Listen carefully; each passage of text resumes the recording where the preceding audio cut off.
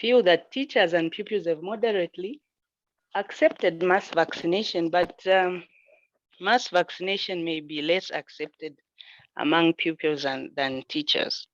The introduction of vaccines provides hope for Zambia and Zambian school-going children, and the onus is on pupils and teachers getting vaccinated. The recommendations, please. You can go to the next slide. So the ministry, these were the recommendations given to the ministry by the people that carried out the survey. So they said the Ministry of Education should bridge the gap between policy and practice in the implementation of AMEP, explore a range of options that will address ICT needs of schools, to address the challenges of hardware and connectivity in schools, and appropriate software and absence of relevant content and digital materials. Next, please.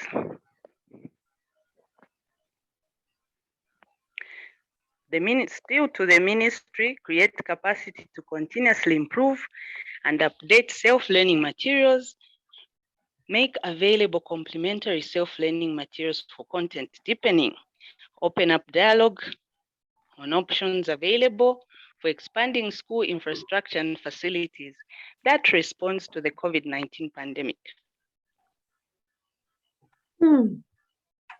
Next, please. And the ministry should recruit more teachers at all levels to reduce the teacher-pupil ratio, continue supporting and orienting schools on the use of digital tools, continue sensitization on the importance of COVID-19 vaccination, collect timely information on selected COVID-19 indicators. Next, please. So looking at some of the recommendation, we see that we already have a provision of homeschool feeding program. This came as a result of World Food Program, which used to, in conjunction with Food and Agriculture Organization, they would provide food to the schools in rural areas. Then these foods would be distributed, and then the schools would feed their children. But these organizations now, they just offer maybe technical support like training. Now the providers of the food is the government. The government purchases the food, then they distribute to the schools. Then the role of the schools is to supplement some of the food there together with the community. Then establishment of satellite centers using the hub.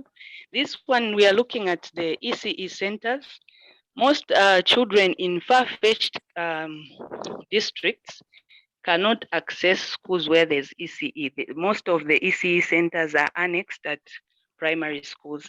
So because of that, those children found in very remote areas cannot access this. So that school which has an annexed ECE center is made as a hub. Then other ECE centers can be established so that they just use this hub as a place for training or something like that. So this is where the establishment of satellite centers are coming from. Next, please. Yeah, so the e-learning portal came as a result of especially the section of distance and open learning. They wanted to ensure that learners could access training materials for them to learn without a lot of interference and intensify the usage of electronic media. So this they were doing on a smaller scale, but during the COVID-19 pandemic, they saw it fit that they could use their already existing platform in a larger way in order for future activities to improve. And then there were various programs, education programs, which were given slot by the national broadcaster. And also the other providers gave room for education material and content to be provided. Next, please. Yeah, so we are still improving because we know that despite these innovations, we still have a number of gaps. Some cannot access those materials, some cannot access the internet because of where they are found. And then gadgets in homes may not be found for everyone to use. So we are still working on seeing how best we can improve our teaching and learning in our schools. Then our data system, like we have earlier discussed in the other meetings, we have seen that there's been a gap. You find that when you look at the survey, which I hope to, I've seen a question which I hope to share once I get the document. I hope to share the survey so that you see that there are some disparities in what the provincial education officers would give as information and what the district would give as information. There would be disparities. So we hope that in the future we can improve on how we manage our data, our storage of the data, and how we share the data among the different sections of the ministry, because you find that the information may be varying in different sections. Then we are also trying to improve early childhood care and education practices, because we're coming from a situation where the government was not originally offering early childhood care and education. It was the private sector. So when the government ventured into this, there was need for a lot of support and a lot of training, which we still have not reached the halfway percentage for us to ensure that at least half of the rural areas are reached. But we hope this could also act as a way to guide us. So you can see that from this presentation, some of the initiatives were strengthened because of the survey that was taken, and we used the already existing structures to actually try and improve how teaching and learning was presented during this time. Thank you so much.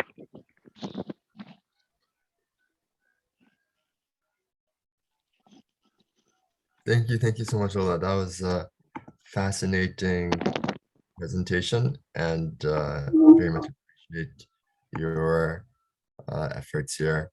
I really found the discussion, the presentation of how data was collected, the sampling methods, as well as the findings and recommendations, as well as follow-up initiatives and ongoing reforms fascinating, and I believe a great example of the application and use of research.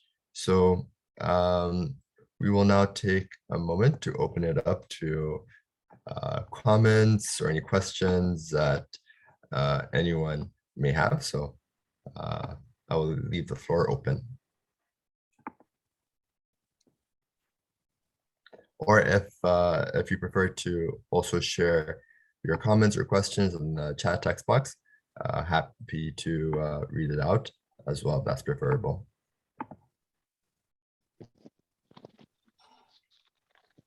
Thank you, Dr. I think there's one from Omolara, and it says, thank you so much on this presentation. We have learned a lot. Is it possible to have a sample of the survey template?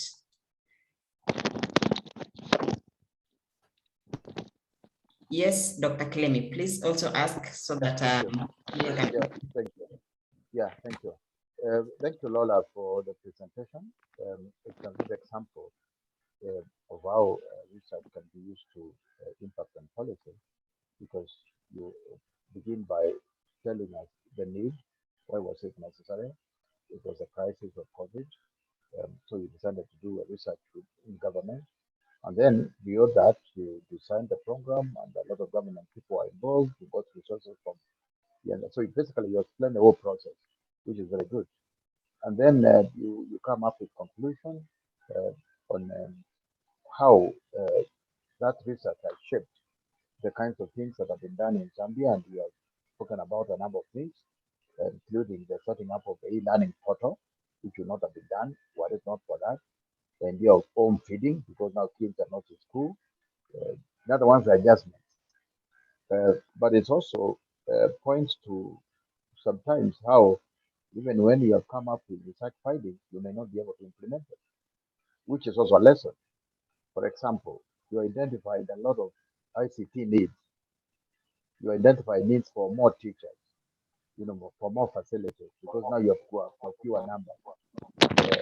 This is great, but you realize also that it may not be realistic.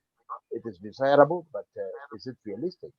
So again, we don't give up at that point, and we still need to ask questions about if the recommendations point to a direction that is not affordable. What is it that needs to be done in terms of making adjustments to be able to live with what we got? Uh, Thirdly, uh, it's it's more of a question in terms of policy impact.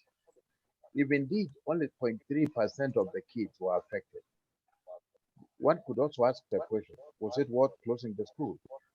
For all this time, uh, uh, it's a learning. It's also it's a learning experience. And then I was intrigued when you said that relations between end teachers and other teachers and the communities improved. I don't know how that could have improved because people are staying more apart than close. It's something that I thought I would be interested in knowing, Lola. But overall, I think this is a good example of what can be done uh, based on need, how to do it, uh, how to come up with, coming up with recommendations on what needs to be done on the basis of that. Some of them may be feasible, others may not. Those that are feasible could be could be implemented immediately. Others could be long term, and but also, questions about then. How do you think much more in the long term to come up with the resources that are required to uh, to respond to the recommendations? Thank you, Yvonne.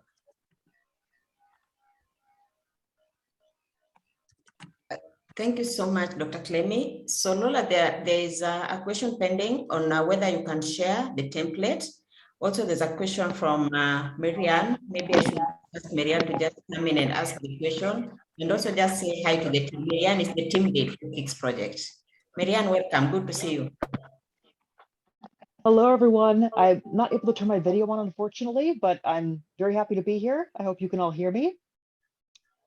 It's been an interesting discussion so far. It was good to hear from the Zambia representative, and I just have a question for her, for Lola. What kind of challenges did the government face exactly in researching or inquiring into the education issues that you've mentioned? I'm very curious about your process. What were the difficulties in researching this and finding out this information? And then what kind of difficulties did you find in incorporating and using this information at the national level? So if you could just speak a bit, Lola, about your process, what was difficult, what was challenging, what was new while you were researching or inquiring or collecting the data to find this information, and then what challenges to use it. Thank you. Thank you so much, Marianne. So Lola, I'll give you one more, and then maybe you can respond. There's also a question from Angela. Angela is asking, thank you for the presentation. What was the strategy for ECD centers? Is it only formal annex school ECD centers, or what about the non-formal ones? So Lola, over to you. Okay.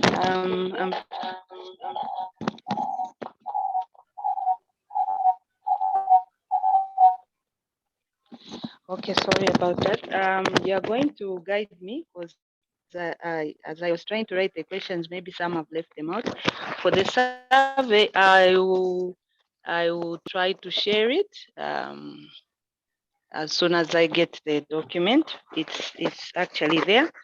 We shall share the document, and then there's a question of maybe you can remind me of what doc says. My network is quite bad. እንትን ልኬልሻለሁ የኔ ፍቅርዬ ልኬልሻለሁ የሆነ እሱ ጊዜ Desawit, kindly mute your mic. Desawit, kindly mute your mic. Thank you. So Dr. Clem, you can ask your question. I think you're on. Yes, okay. Let me ask. Lola, thank you. I hope you can hear me now. The question I Yes, asked, I can. one I asked is, you did indicate that the teachers, including the head teacher, and improved relations with during this time. But I was wondering how that was possible, given that we were staying more apart than together, and during COVID. The second question I asked was, if only 0.3% of the kids were affected or tested positive or suffered, because I think that's a figure you gave. The question is, I mean, and it is not for you, it is a pointer to the dilemma of government. Was it worth really closing schools like we did in Kenya, you did in Zambia and other countries, given that the percentage of those that seriously affected was very negligible? The other question I asked, and it was again more in the form of a comment, was that if the recommendations are pointing to the need for more facilities, for more ICT facilities, for more teachers, for more classrooms, to what extent is that feasible? It's a good idea, but it's not feasible. So what would be then the long-term plan by government to be able to address this in the long term? Or should we live with the reality that in an African context, it may not be possible to go to those small classroom numbers in the short term, or even to have those facilities. Therefore, we have to ask questions about what else can we do in the absence of the resources that are required to make it necessary for us to have ICT facilities in other schools, in communities, and to even expand the reach of the internet in rural Zambia, where the majority of the kids are living. And finally, was about the e-learning portal. It's a good idea. It's an outcome. It's one of the outcomes. But again, what is the reach in terms of who is reached? Do these kinds of facilities sometimes intensify rather than reduce the gap between those who have access to basic education and those who don't? You don't have to answer to all of them. I mean, you can just, most of them were comments, Lola. But thank you for the presentation. Thank you very much, Doc.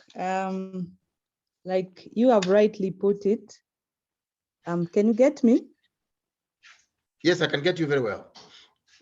Yes, for the teacher and head relationship, I think because of the sample of the research, maybe we did not look at the wider community, how it would be. But in the case of this research, we found that heads were more in contact with the teachers on phone, finding out how the teachers are doing. And the majority of issues were to do with relation between the head and the teacher and how best they were going to manage the work in the schools. Then like the 0.3%, as you have rightly said, I remember a research being shared with us by British Council. They said we must find alternatives of keeping our learners in school because closing is not helping. So maybe on that one, we really need to think about it, whether we really needed to close these schools or not. Then for the long-term plans, you've rightly said it, but we've also looked at, we've had plans as government to have more schools built and so on, but you find that those resources are not properly used. So maybe we need to also find out, like you have rightly put it, how best can we find better ways of allowing everyone access to education, because some of the things that may not be realistic, maybe we were looking at them from the research point of view, but then the reality is something else. So I think we may have to look at that. Then for the e-learning, I think this one is mainly for those on open and distance learning.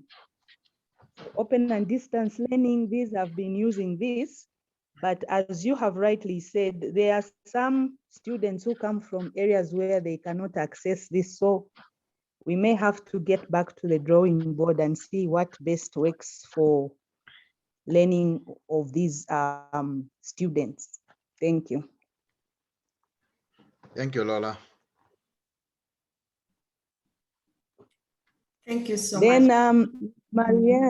Marianne asked about our difficulties in research. Usually it's when training the data collectors, there's some form of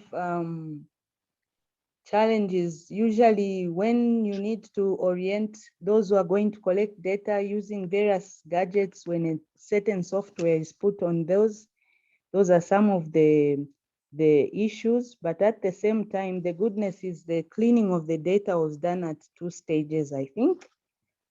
So we could do that, but it was it's quite a taxing process. And when you are collecting information, the information collected from the district was varying from that which was being collected from the province. So then when you go to the school, you also get different information. So we would wonder whether the difficulties were in the way they were tabulated and so on. But we are trying to see how best everyone can share information that is the same. So that is one of our challenges. How do we have the same information? How do we collect the same information from the same school?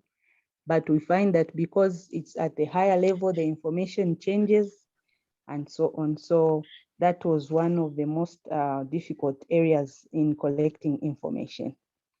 And then the other thing is maybe the accessing so many schools was difficult because this one was dependent on assistance also from cooperating partners. But at the same time, we just decided to have this as a representative of a few of what we could do. But I guess in future, there will be other strategies used for that. Then for the ECE, we cater for everyone because we cannot leave those that are not formal. They also have to be incorporated in those, though it's a bit taxing because you find that in those community-built ECE schools or centers, they face a lot of challenges, manpower, they need training. So we also take them into consideration as we are thinking of them having their own center in those remote areas. Yeah, so that's what I can say.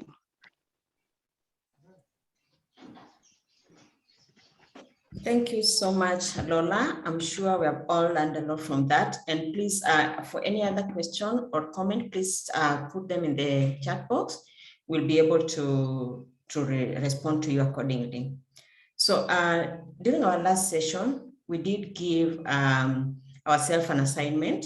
And I think the assignment was actually, the good thing is it was suggested from here during this meeting in these sessions. So we are going to look into that just to see what are some of the gaps that maybe are affecting, or gaps to access to equitable and quality education. I think that was the assignment.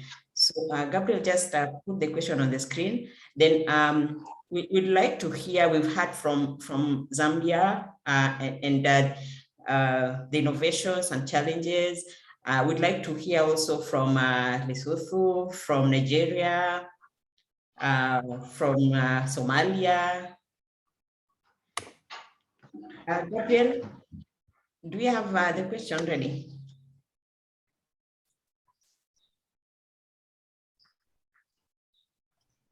Thank you. So we're going to discuss on gaps. What are gaps? What are the gaps that exist regarding access to quality education? So maybe in this regard, I really want to and wish to hear from countries. So at least we've heard from Zambia, the gaps that they identified and what they did about it. So could we hear from Somalia or Nigeria?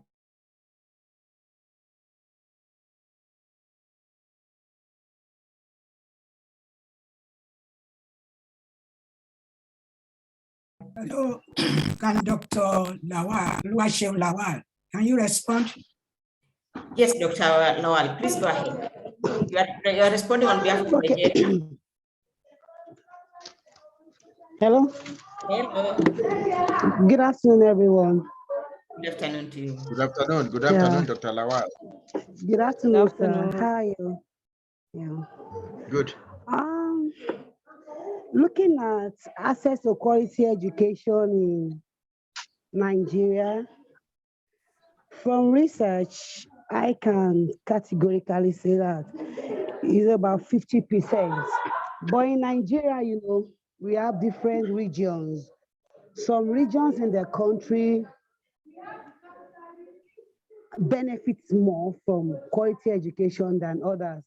For instance, in the northeastern of the country, we have issues of terrorism, different insecurity issues that is really affecting the country. So this is affecting their quality of education.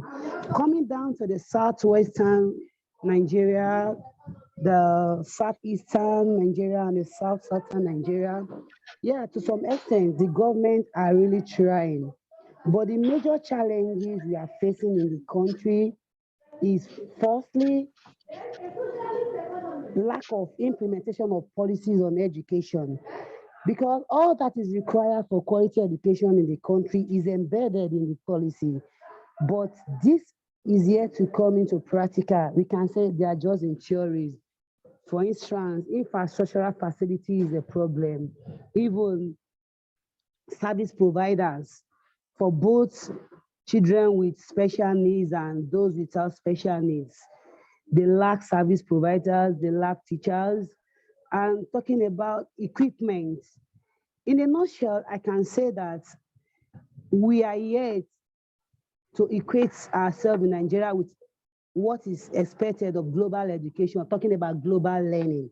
So quality education in Nigeria, I can say we are still on like 50%, because another thing again we are facing in this country, especially in the southwestern region, majority of the children has been exposed to vocational learning, vocational training, which we don't have in many of the schools, only in technical schools.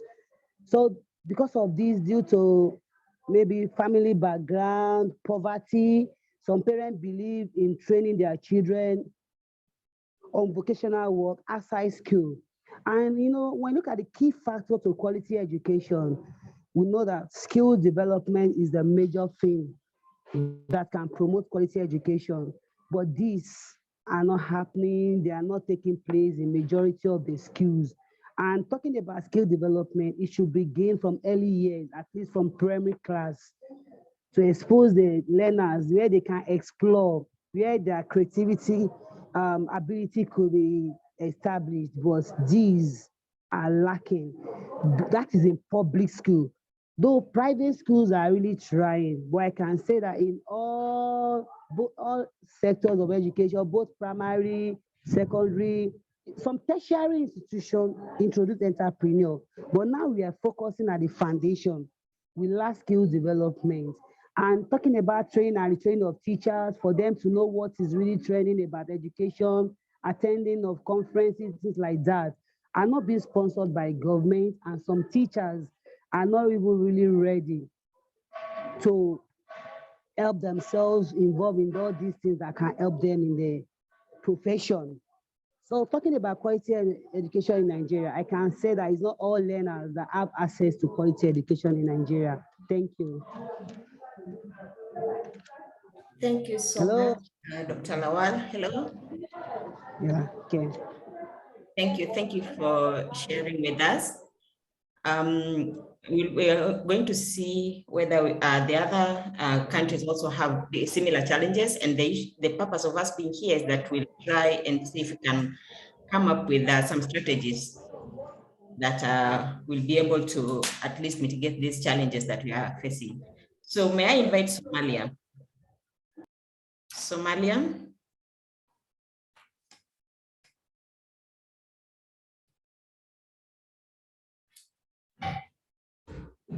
Anybody from Somalia or Lesotho?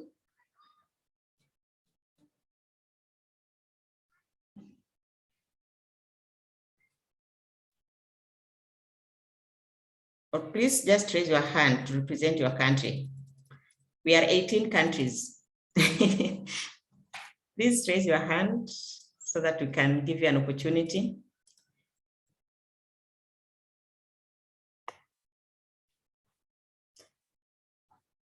Tanzania.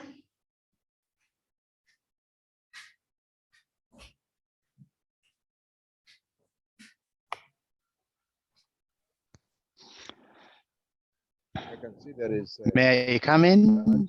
Maybe from Eritrea? Yes, please, Eritrea, please go ahead. Yes, just briefly, actually. As we all know, the quality of education is impacted by multi-pronged gaps and issues. And when you look at the education system from my country, here, Eritrea, I can say that, one of the core issues, gaps, impacting the quality of education services in the country is related to teachers. So teacher professional competency and teacher professionalism is one of the issues, and largely this is mainly due to the selection, training, and recruitment process. It's very much related to it. And the other area, I may say, is also related to teacher allocation and teacher livelihood, so that those issues can greatly impact the quality of education services. And this is actually largely related to the gaps or inexistence of perhaps a teacher policy or issues in relation to its implementation. So that this could be one of the dimensions impacting quality of education in other countries as well. Thank you, and over to you. Thank you so much for representing Eritrea. And I'm sure teacher professional development is a challenge, and teacher allocation, I think that one also came up even when Dr. Lemo was presenting about Kenya. So some of these challenges are cross-cutting. So let us hear from which other country would want to go. Today we are representing our countries. Adama.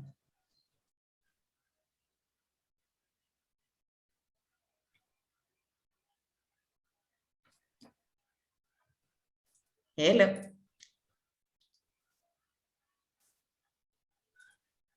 Zimbabwe.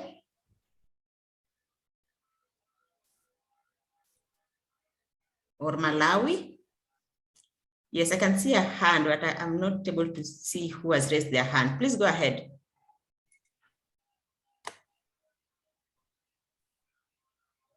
Yes, thank you. Thank you very much. My name is Kelekele Hekwa. I'm from Lesotho. Please go ahead, Kelekele. Research which I am I clear? Am I audible?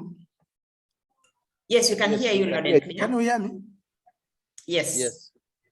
Hello? Hello, please go ahead. We can hear you. Okay. The gaps which okay, I'm continuing. I'm not sure if you are hearing me. Please continue. We are hearing you. Okay. The gaps which may be apparent on this side is that for children to access quality education, they need quality teachers, a quality curriculum. And then for the teachers who are already in the system, they need quality continuous teacher professional development. And then there is a need for quality teacher and learning materials. For the teachers, when they are providing this education, they should be using quality teaching methods for providing the education. So there should be a research which profiles those issues that can be used to decide what is the state of the quality of the education and how accessible is the education. Thank you very much. Can I add to what he has said? Yes, please go ahead. Yes, I'm Malishana Rapulu from the same country. Actually, what we are having right now is the poor quality of teachers, more especially at the primary level. We are having underqualified teachers, or not, some of the teachers are not qualified at primary level. And we also have the gap that we have to have quality education in Lesotho also. It comes from the weak school management, more especially at primary level. And even though we still have to research on the other reasons, like now we developed the new curriculum, and again on lack of textbooks, and also for uneven distribution of teachers, because most of the qualified teachers, they like to teach in the urban areas as opposed to rural areas. So these are some of the gaps that we are having in order to have the quality education in Lesotho. Thank you very much. Thank you so much. Could we hear also from Ethiopia, Kenya, Uganda?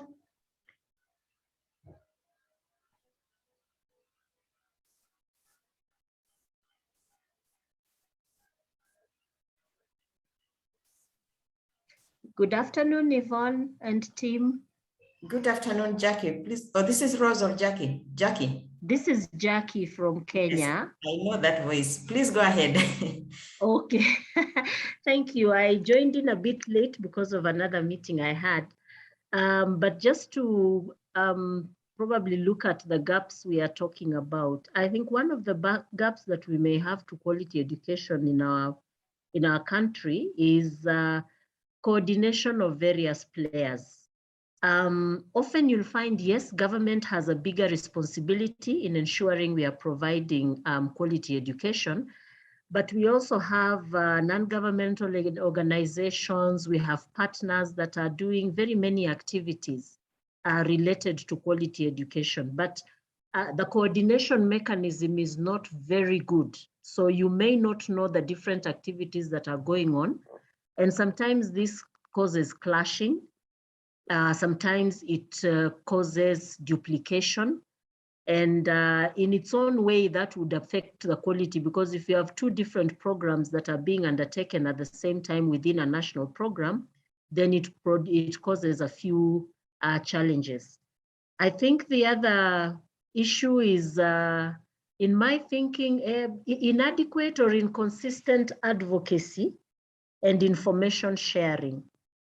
You'll realize that the technocrats in education may be very clear on what quality education is all about, but how about the masses who are consuming this quality education? How about the children who are consuming? Are they able to understand what quality education means and the role they are supposed to play, and so that they can be also contributing to even giving information to policymakers? Remember, we did talk about research being done. Sometimes it may not really even be research per se, but it would be sentiments that can be collected from people, especially through social media or even through radio and TV programs, and you find they have something that you may want to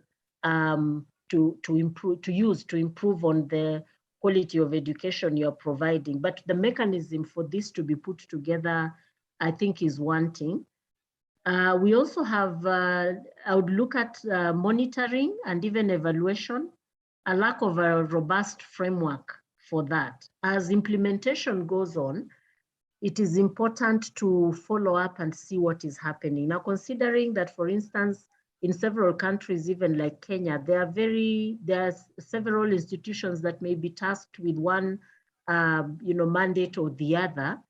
There is no framework that allows for these different institutions to come together and share their information. So it's left to the institutions probably to find out what the other institution is doing.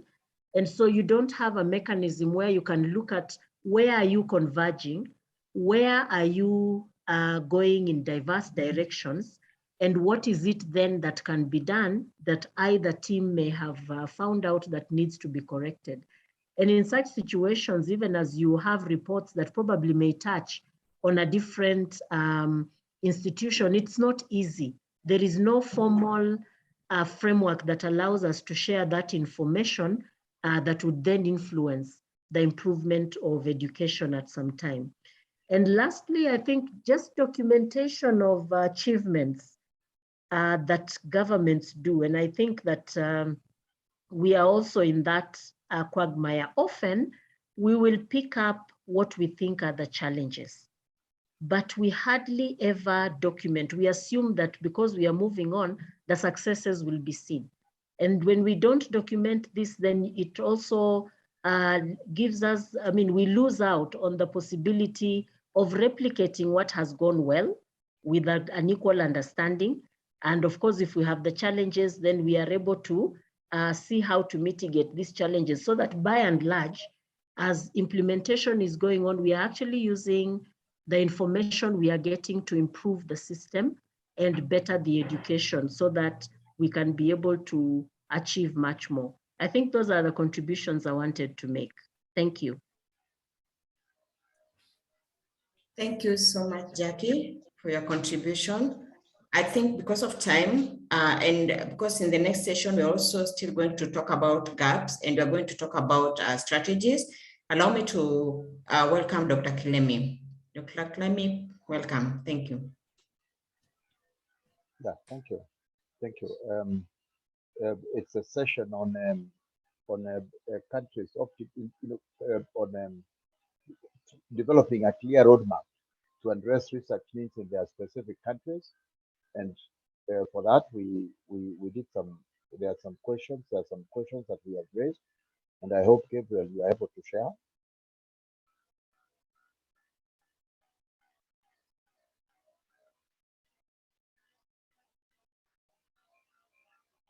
Gabriel?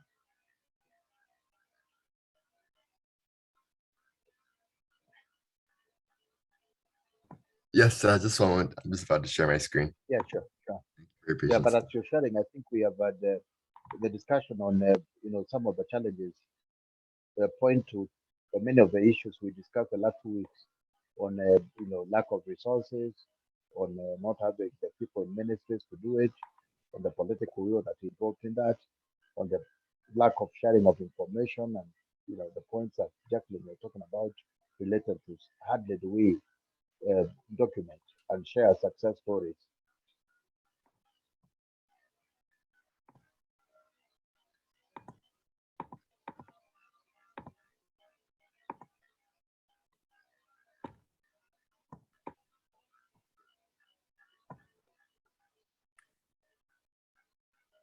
So if I could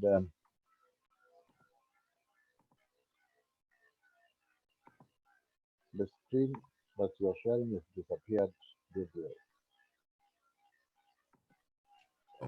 Let me try to reshare.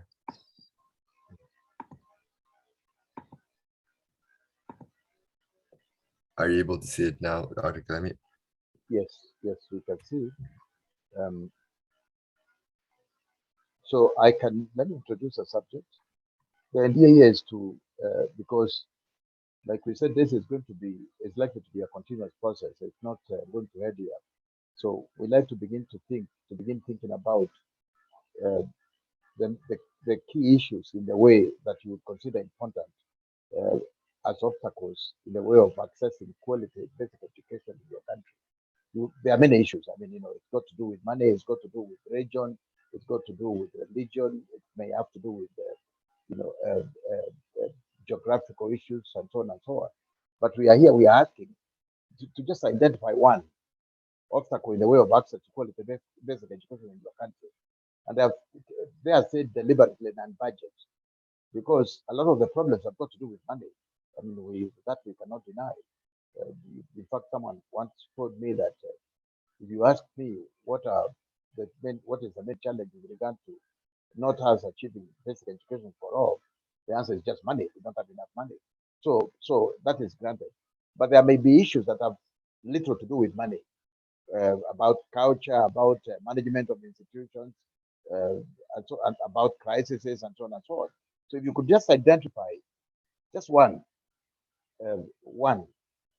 that you would consider very key that is not related to money, that would be interesting for us. But then, a follow-up question would then be, does your ministry have data to support formulation of relevant policies to address this challenge? Maybe the challenge you have quoted, there's already information that can be used to address it, but it's not been used. Like someone was saying the other day, a lot of the information is just lying out there and nobody uses. So if yes, please indicate the data that is available. If not, indicate the kind of research projects that would best address that challenge. If you have data, indicate. If you don't, then can you give us an idea of what kind of research project or topic, if you want to call it, that would address that challenge? Then the third question is whether your ministry, does your ministry have the capacity, human and financial, to conduct the identified project effectively? You have identified a problem. You have identified how to what is needed to be done to address it. So the question is now, does the ministry have the resources that are required to do that, both financial and physical? And then, if not, how do you propose to address this capacity challenge if you have to still go ahead with this research project that has to give you information or data on how to design a policy? The fourth question is, even after you have the relevant data, what implementation challenges do you anticipate? Because sometimes it's good to think about the problem so that you begin to think about how to overcome them. So then how do you propose to overcome them so that you are still able to conduct that? Then the final one is, if the identified research project is to be implemented, please suggest a timeline, the key actions that you have to undertake, from the identification of the need to the dissemination of the research findings and the adaptation for policy development. So yeah, basically you're giving a time frame that which we discussed last week. You identify the problem, you check about whether or not there is available data that can be resolved. But if you decide to do the research project, then you begin with the proposal. Then you begin to plan the various actions that are required, up to the point of doing the research and data analysis, report writing, disseminating it, and using those findings to support policy development. Those are the 6 questions. Gabriel, I don't know how practical what you propose in terms of the practicabilities of the audience responding to this. Maybe you can give us some guide.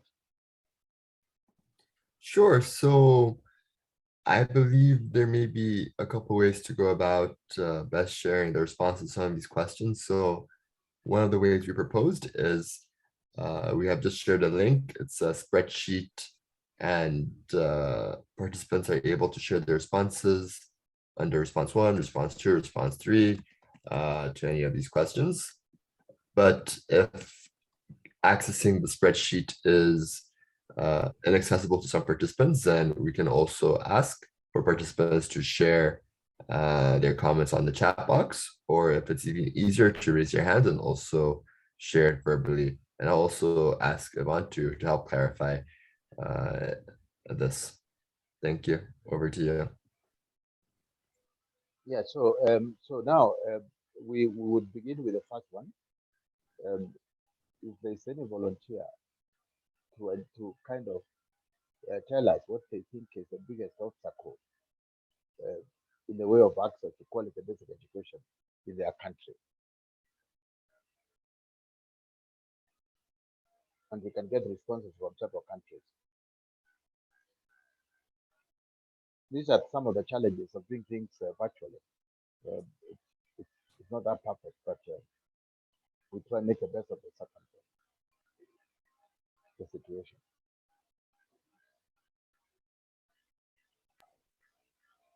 Can I talk? Yeah, please, Dr. Lawal. Okay. Well, I I would can propose say. if you can address Is the that? 4 questions. Yeah, if you can address all the questions, then we'll go to the next participant. I think it will be less confusing. The 4 questions. Okay. Okay. Yeah, the first question. Hello?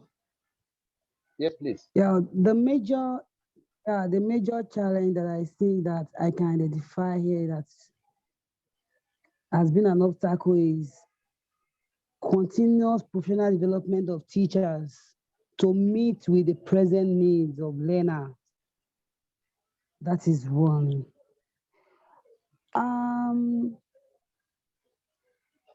I can say the ministry have data about this, but due to financial constraints from the government, they may not be able to implement it.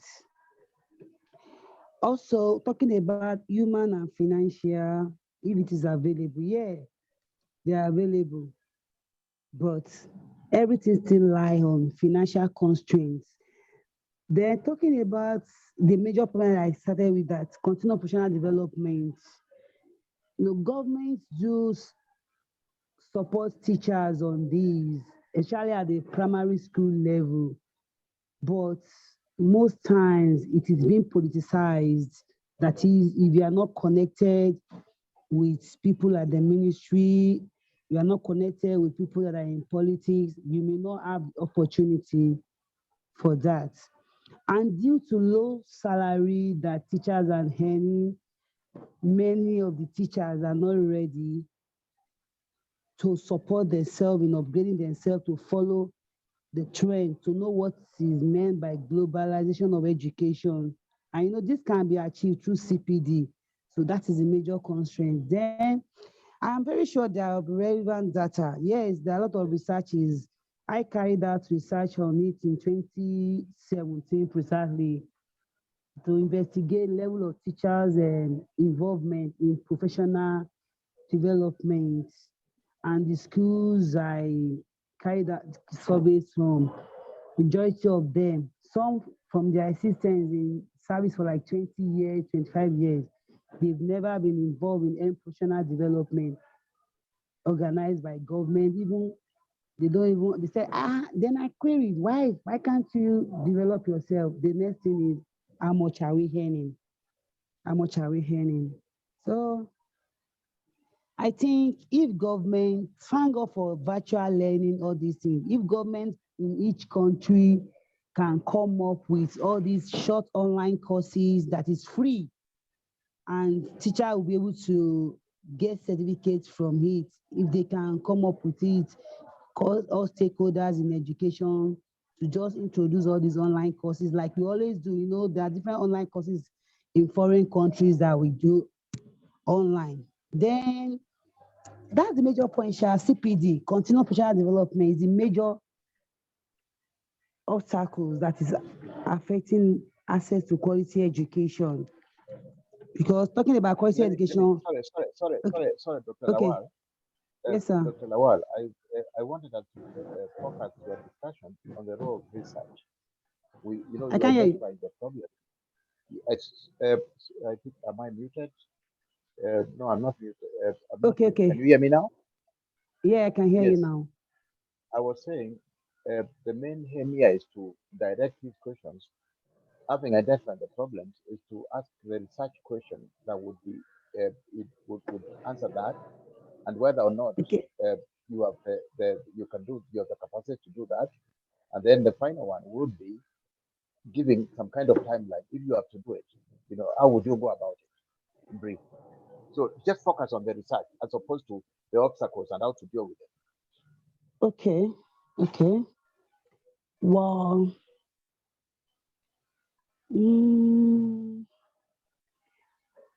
Otherwise, as you think about that, because I think this thing is breaking. initially you have just identified the problem, and whether or not your minister has the data, which you did, and if yes, please indicate the data that's which you did.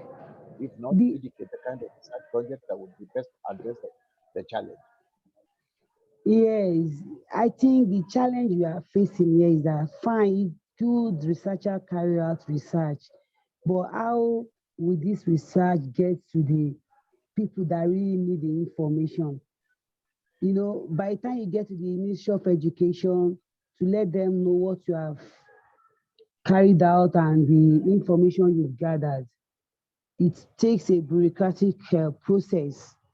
At the end of the day, it might not get to the right channel. You understand?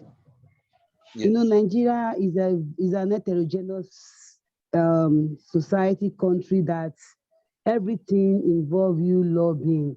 Like the NGOs, everyone is really trying. Even when you give the government, when you give the stakeholders in education, the Ministry of Education, the local inspector of education, this information, they will tell you, they will get back to you that they will work on it. But yet, you won't see any quick response from it. And I believe everything still lies on financial constraints. Like in Nigeria, there are a lot of teachers. Yes, we have teachers, though many are retiring and government is trying all their effort to employ more. All this is to work towards quality education in Nigeria. But we have information. How do we work it out? I know Mama Otujo, Omolara Otujo.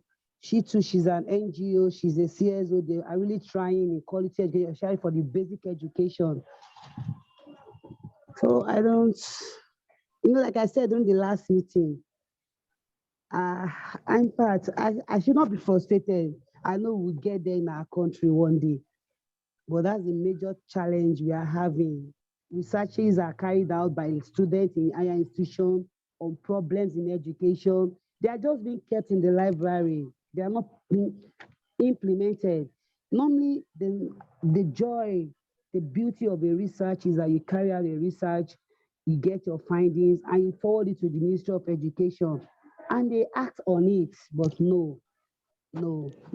So I don't know, that's my country for you. So I'm exhausted, I'm sorry, I'm exhausted. Because as I'm talking, it's really saddening my heart. That is it. Yeah, no, you're saying the truth. Honestly, because there are people that are carrying out this research, but if you are not connected, with any foreign organization, with the government, even we are connected, everything is just about getting the money, and where is the implementation? Where's the implementation? Look at the situation we find ourselves in the country now, on the issue of university lecturers being on strike. Children are at home for 3 months now. I don't know. Thank you, sir. Oh, I beg. I'm in Nigeria, so thank you. Thank you Hello, very much. Hello. Yeah. Can Thank I you very much, just... Lawal. I'll give you a chance. Okay. In a sense, she has asked an important question. What is the point of all this? We do it all the time. And so even when we do it, nobody listens.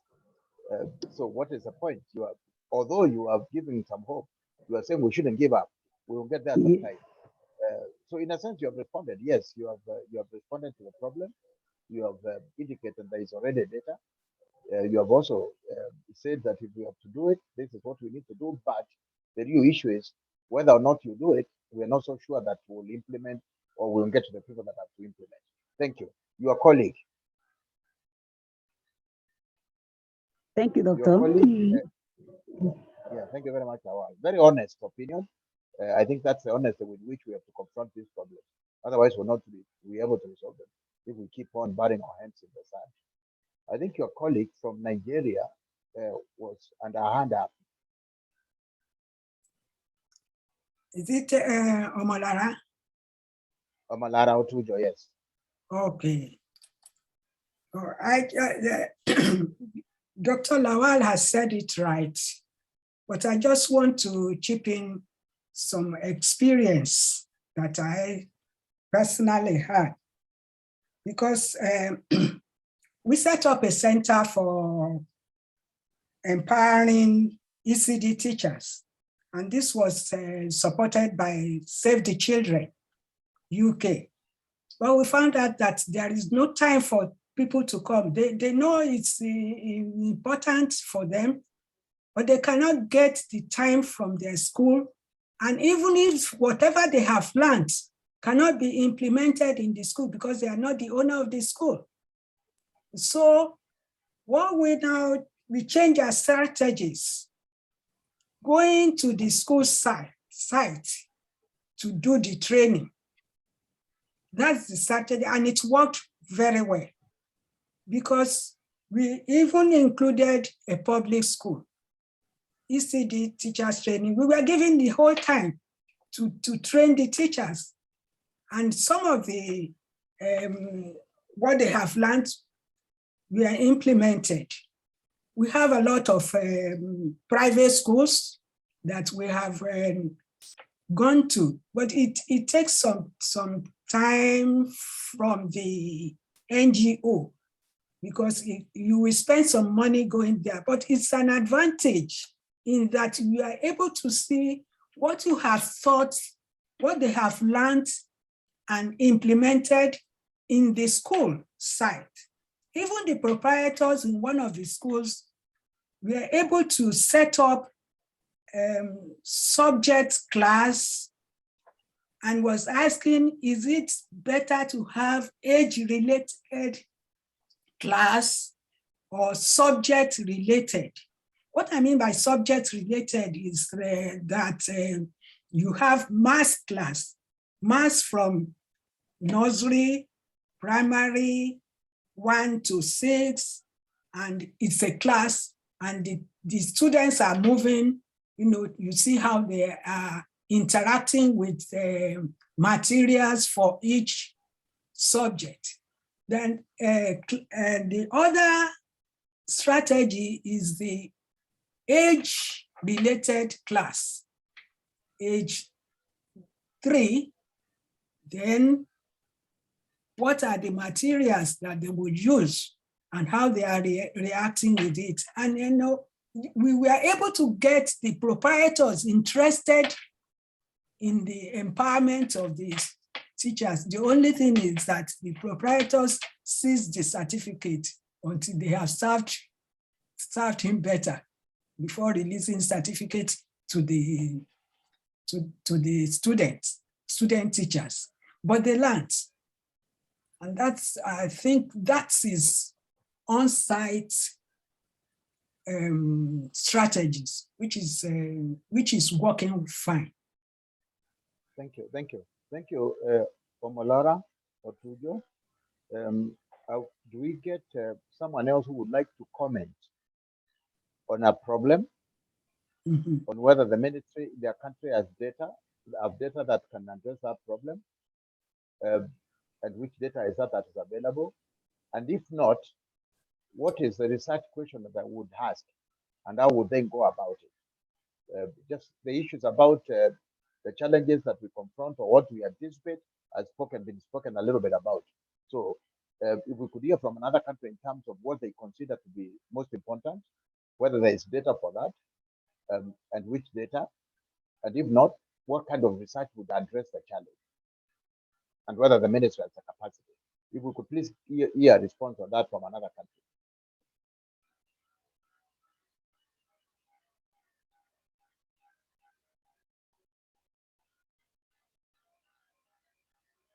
Any volunteers? They can also just add to the document. If you can access the document, it's live. They can also add to the document directly. Yes, they can write. Yeah, they can write. That's true. Of course, there are some who are commenting, but are we getting comments that we can read out in the chat? Yes, list of questions. Very true. We need this, and sometimes I found that people find it easier to comment orally. So that was from Nigeria. Any other country that would like to either write or comment? Babali?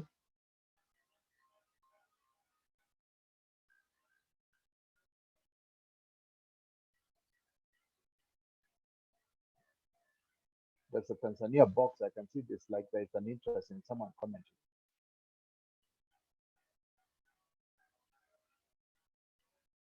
So maybe we'll ask for volunteers like you did Yvonne earlier on.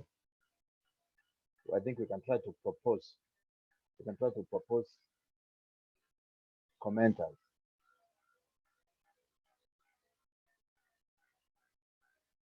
Somalia, would you like to comment? Eritrea? Lesotho?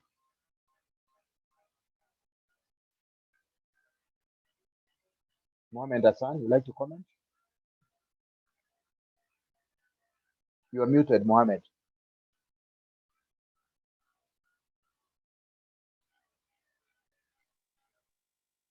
Yeah, now you have unmuted.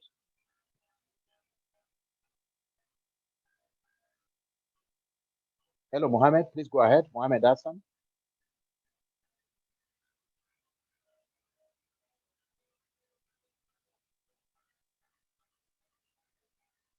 All right, it seems like there's a problem. Mohammed wanted to comment but can't. Anybody else?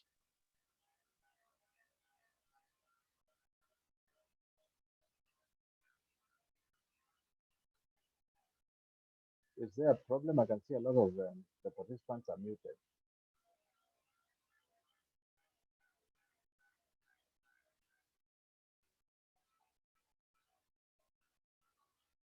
It seems like Yvonne, that this is better as an assignment that is given out to be done away from this live sharing, but so maybe you want to proceed to the next item as the participants continue to write down their responses.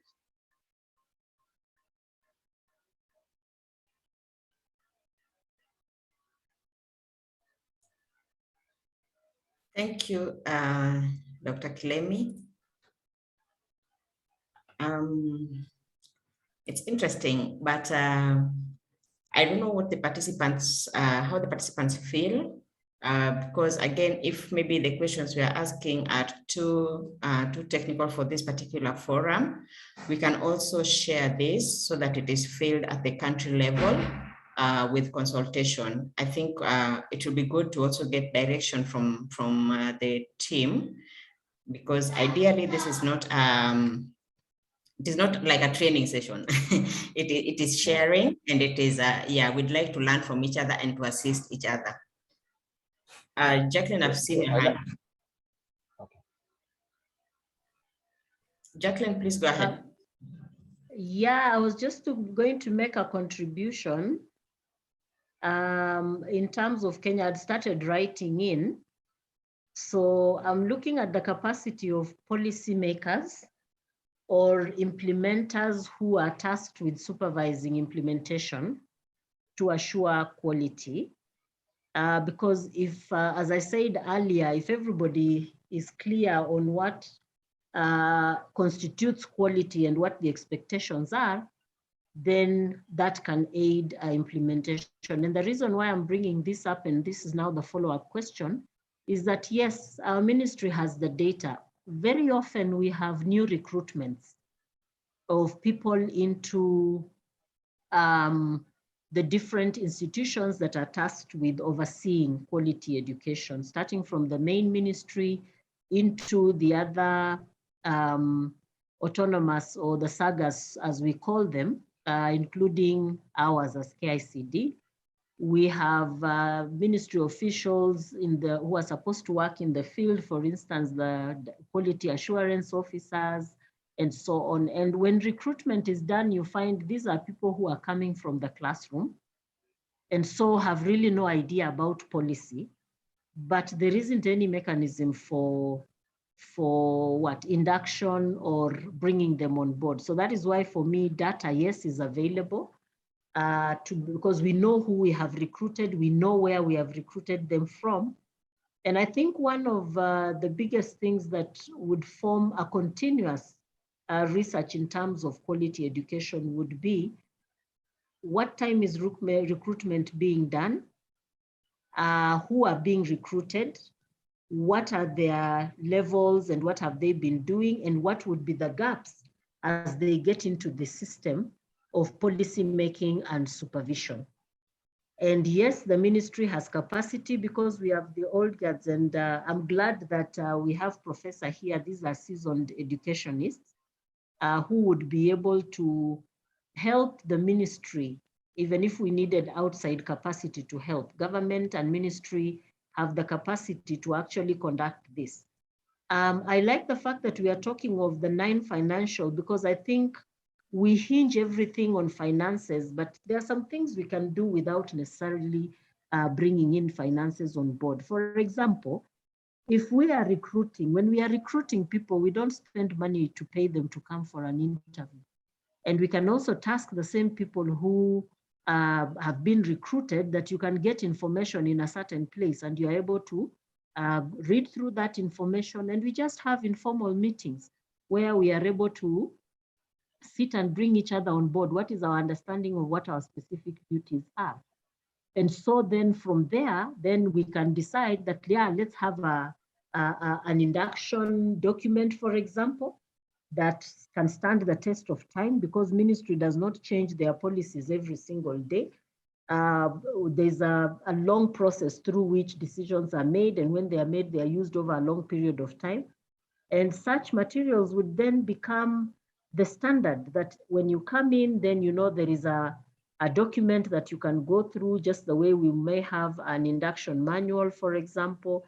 Even if it's a responsibility manual, if it's inspection, I'm going into quality assurance, is there a quality assurance manual? If I'm getting into curriculum, for example, is there a guideline on curriculum development that I can continue using? So we ensure that with every person being recruited into a different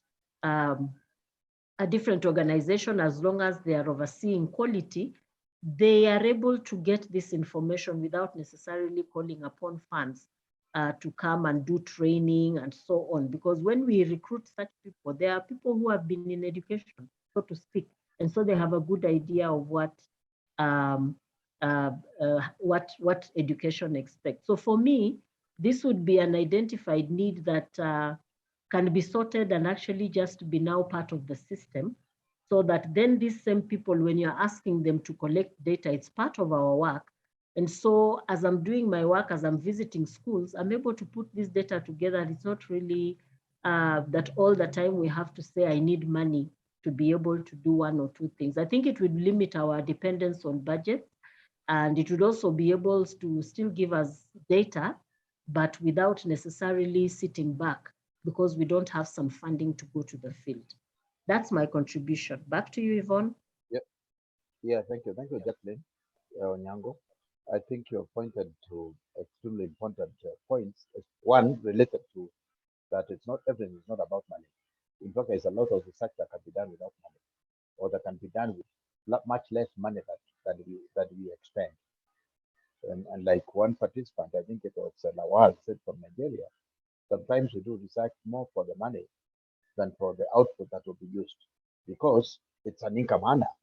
And yet there is a lot of research that you can do. I mean, a school teacher, there's a lot of research on, on how their students are doing, who has problems, and how to go about them, how to involve parents, and so on and so on. And so is the case with the principal. And yet these are the people that are dealing with the largest numbers of the so-called education population. They do a lot of that work without any research funding. So yes, it's true, we can do a lot. But also, in addition to not going out there to do research, we can do a lot by using what is already available. Like someone has already said, research that was conducted some time ago, but has not been used to impact on policies, even though there has been critical needs, and for many reasons, including some that have been mentioned by some of the participants here about the disconnect between researchers and the policymakers, the fact that like Jacqueline said, there are too many numerous changes, that there is no continuity, which is also a lesson we are learning from this group, Yvonne. Once there is no continuity, it's very difficult to continue from where you left. So in government, because of the turnover, not just of government changes, but also of the turnover within ministries and research departments within ministries, new people all the time, depending on who is the boss and what the minister wants, it becomes very difficult to continue with an idea that already was started. And some of the, in terms of dealing with that article, Jacqueline has given us some of ideas about, having manuals, being able to get it with the two in touch, the outgoing and the incoming and so on and so on. But essentially, it's a point she made about that there's a lot that can be done without the benefit of, with money. So this dependence on money to do work, and so much money at that can be a problem, can be an obstacle that we must be anticipate as we conduct, we think of how to resolve problems through research. Thank you. Is there any other country that would like to comment? Any other participants? And mainly just focusing on how research can impact on what gaps there are and how we can address.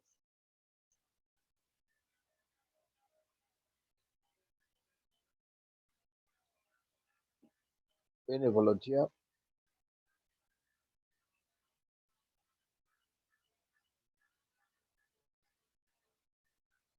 And I don't think, your friend Yvonne, but the questions are technical. I don't think they're very technical. I think only the last question is a little bit taxing in that you have to come up with a timeline. I know no one has the time to do a timeline now. But in terms of whether or not there is an issue that needs to be addressed, and whether there is data for that, and if not, what kind of data do you need and you go about it?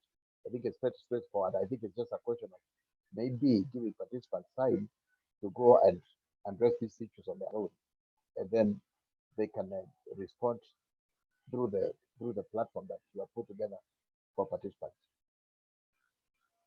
I am waiting for any other comments.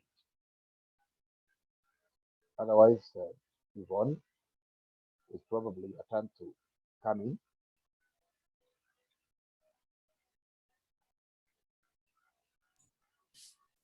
Thank you. Thank you so much, Dr. Kilemi. I think, like I said earlier, it could be that maybe some of, because we are not talking about ourselves, we actually are representing our countries. So it should be good also to just take this and share. We will share this with everybody who is here and with all the 18 countries so that we can have this information. Because the idea is that we need to identify these gaps, and then we need to help each other come up with strategies. Because I think last time when we talked, we talked about having African solutions to African problems. And we have the necessary people here, the necessary brains that we require for us to be able to come up with solutions to some of these problems that we are facing in our countries. So what I would say is that if we are unable to do this at the moment, which is also wise, because this is a country initiative and we represent the countries. So we'll share with everybody. Then you can have consultations within your countries, and please give us the information. I think earlier on we had said here that the reason we are doing this is that we need to be able to at least offer some guidance or help where necessary. As a hub, I think it will be good for you to also put us to task, and maybe it will be good if you feel this and then ask, now what next? How can Kids Hub assist us? I think that is the greater question, and we are here for that. We really wish to assist, but we also need to know what are these challenges that are just standing out in countries, and what are some of the strategies that you can suggest, because you're the only one who can suggest a strategy. If you come to my house and there's a problem in my house, I'm the only one who can probably tell you, I would like to go about it this way. Maybe I'm not achieving that because of 1, 2, 3. So how can you assist me? Sometimes it's difficult for an outsider to come in and just identify or diagnose a problem and provide answers.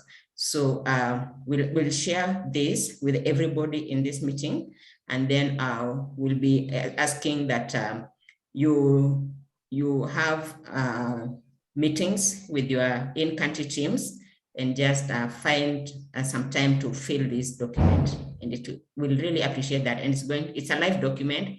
So as you are feeling about Somalia, you'll also be seeing what Kenya is feeling. As you're feeling about Eritrea, you'll also be seeing what Nigeria is feeling. So please feel free to also interrogate this document and learn from it. By looking at it, you may even be surprised to realize that there are so many countries that will share the same problem. And probably the most important is not the problem, it's the strategy. How are we going to mitigate this problem or challenge that we are facing? And then, so to that, I would like to invite a colleague, Hundesa, who will be sharing with us a survey. And it is very important for us to take this survey. One of the questions that we are asking you is we'd really like a follow-up session with you. And it will be good to know when it will be possible for you to have this follow-up session so that we can have more time, individualized time, maybe in groups of 3s or 4s with Dr. Kilemi. Just sometimes small group discussions are better. Dr. You are a teacher, I'm sure you agree with me. Yes, I agree completely. Yes, sometimes small group discussions are better. So I would really like you to take that quiz and just tell us if you wish to be part of that community of practice so that we can have smaller groups, smaller meetings, and just have intimate discussions with Dr. Kilemi. And he'll be able to at least guide us through some of these challenges that we're facing. He's a seasoned policymaker, I would call him that. And I'm sure I'm not using the word loosely. So he understands policy, he understands the challenges that we are facing in our different countries, in our different governments, and he'll be able to guide us through.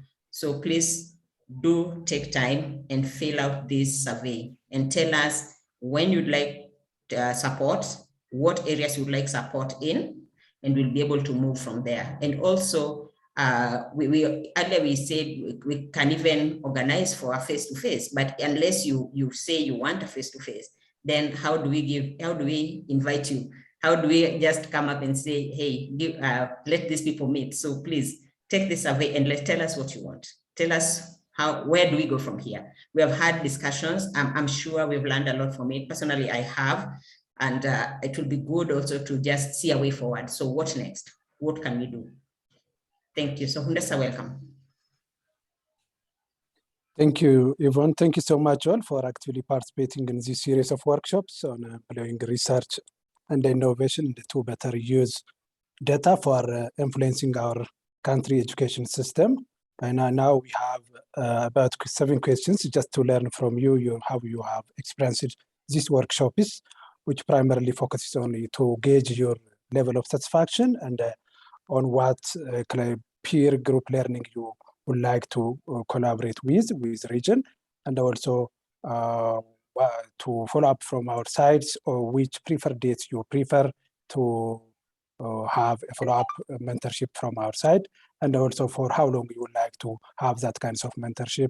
And also, please also kindly share us your areas of mentorship support and what major takeaways you have taken from this workshop, so that we'll go through the synthesis and the analysis of this survey, and will accordingly provide our technical curriculum intervention in the next workshop. I have put the link of the survey in the chat box. Kindly go through that and provide us your general response. It will take only about 10 to 15 minutes. Thank you so much. Thank you. Thank you so much, Hundesa. And as we are taking the survey, kindly ask any question that you'd wish to ask. Dr. Kilemi, sorry for putting you on the spot, but Dr. Kilemi is here. Please go ahead and ask those tough questions. Thank you. Yes, as you're taking the survey. Okay.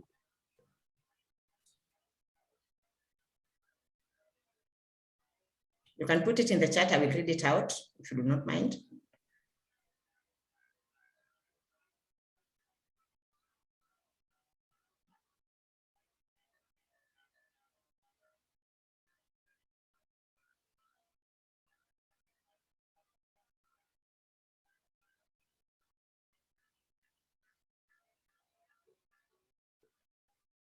So as they do this, Yvonne and Udesa, one of the challenges,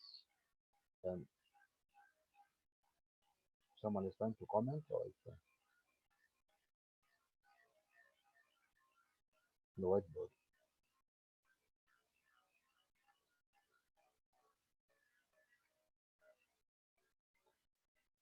So as they do an evaluation, how I wish that we had a lot of the participants that we had in the first and second workshops as well.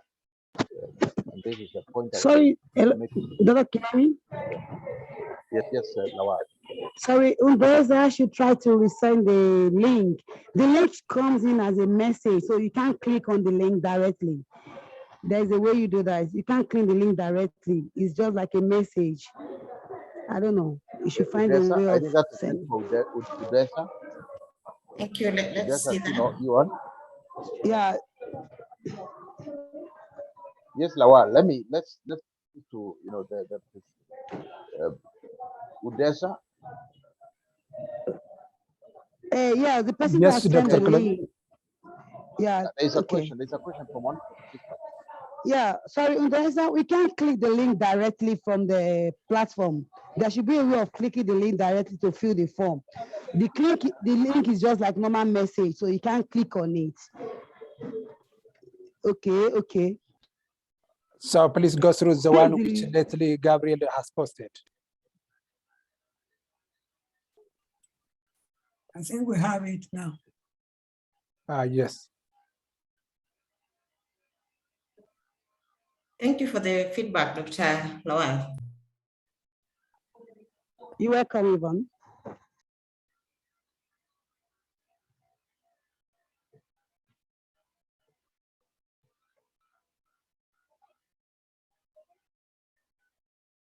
So, Dr. Kilemi, you are saying something. I think before. Yes, I was just saying. Yes, I was saying, Yvonne. The more we've done this, the more I'm convinced that physical meetings would have done much better for us for several reasons. One, unfortunately, and I'm not an advocate of that. The issue of that brings people together, and there are some people who want to participate. They are motivated to participate because they are invited to away from their other time. The second problem has got to do with the difficulties we have with virtual meetings. Basically, mainly technical, not only because we can't reach out, but also because a lot of the things like Udesa and Gabriel are trying to explain, sometimes it might take a while for some people to grasp. And thirdly, I don't know whether we have a focal point for each of the countries. It would have been a very good idea if we had at least one person from each country who would be available throughout all the meetings. And that is more possible when someone gets dedicated to just attending the meeting. But this is a lesson. This is my experience. That's what I would have said in the survey, that we need a little bit more of this physical meeting, but we need to have a critical group of people who will be there throughout the workshops. Even if it's just a few days, you do all the 3 workshops, and then take it up from there.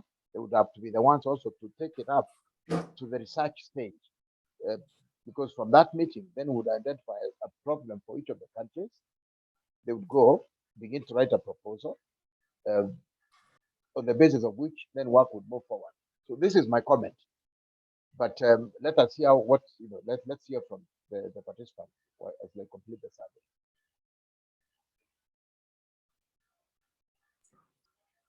Thank you, Dr. Kilemi. We actually do have a focal point from each of the countries, and some of them are here.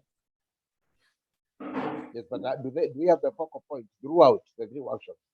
That's the point I was making. I know some of them are here, but we have one, who is there from the beginning. I will have to confirm.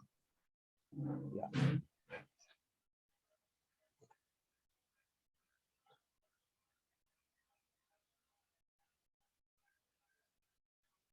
And if not, that's a negotiation, Yvonne, you can do with the ministries to identify a focal point for this kind of project would be there throughout, whether it's virtual or physical. Because then you ensure that there's continuity in what you are doing. And that is well noted, Dr. Kilemi. We will ensure that our focal points are aware.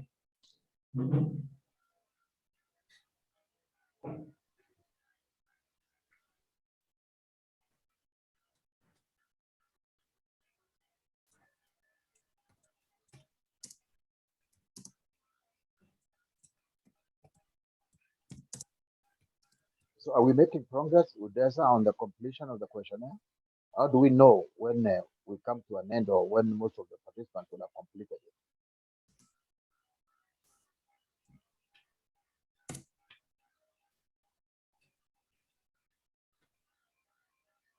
UNDASA is able to access the link.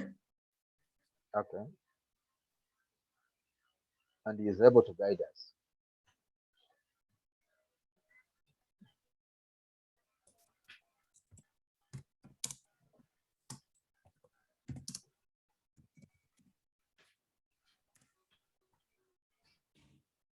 Thank you everyone for taking this.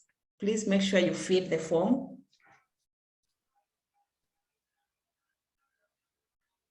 And ensure you fill the form so that you give us feedback. We'd really appreciate that.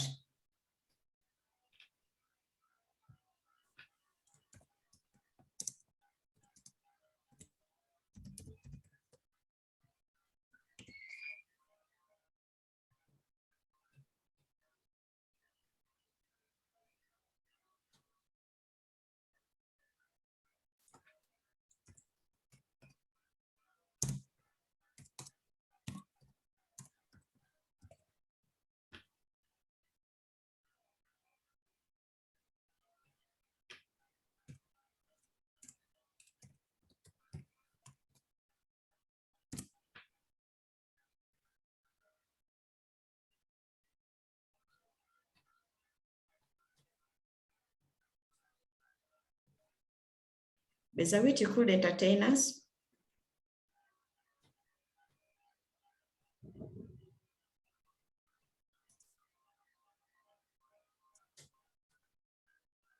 My apologies, I'm seeing a lot of people dropped off. I think connection problem, sorry for that.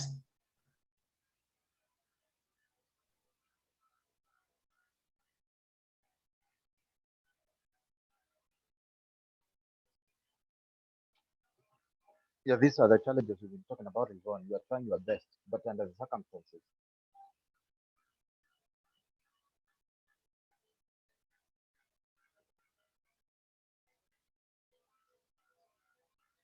Thank you.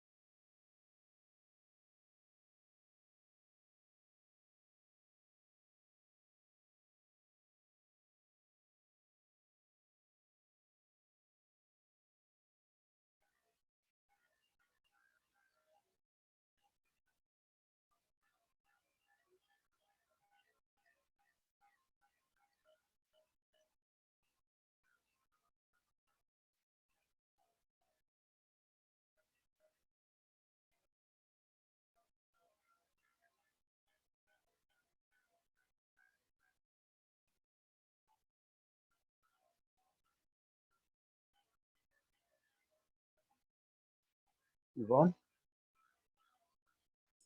Yes, Dr. Clemmie. How are we doing? We are doing well. People are taking the survey. For those of us who have just joined, there's a survey Gabriel, kindly post the link again. There's a survey that we are taking just to inform us of the way forward. You'll be able to tell us what other areas you'll need support in. You'll be able to tell us whether you need continued mentorship, especially on how to use evidence for policy making. And also you'll be able to tell us when would you like to meet next. And also what is it that you may need from, what support you may need from the hub. So please take the survey. It is important. Thank you. Yes, Dr. It's me? No, I think I don't have a comment. I'll just wait.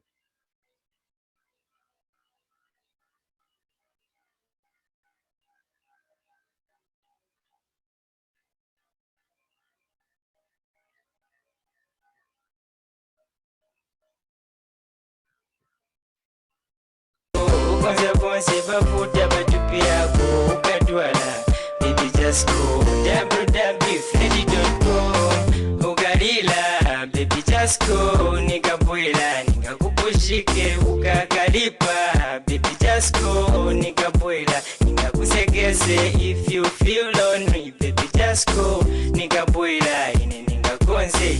Vonse nilinavu, spana nilinayo, cheki nilinayo. So just go www.freddy.com.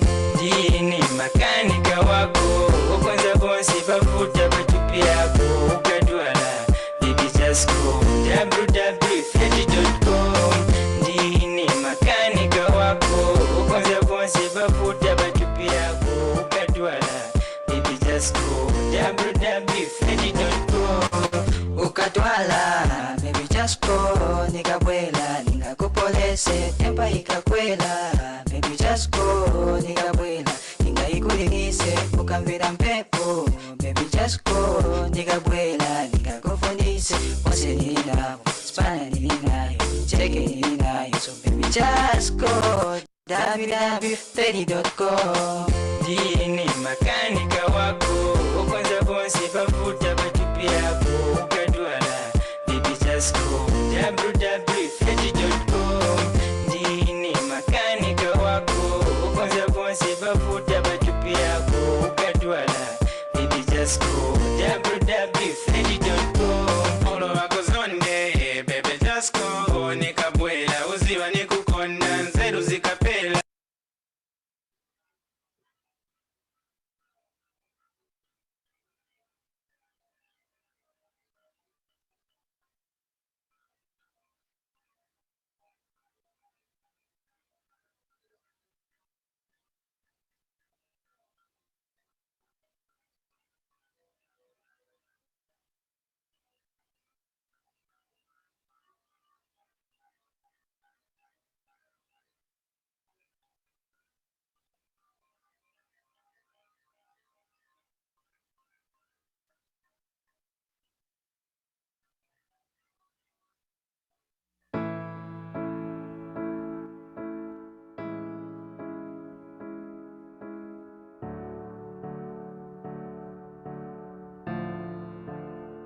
Hey Isabella, how you gonna come out and dance with me tonight?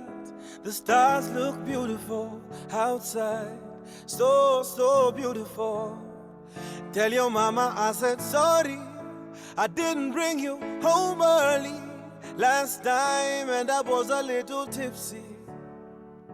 I know she doesn't miss me, so put down those shoes that I like and we'll go and dance the night away.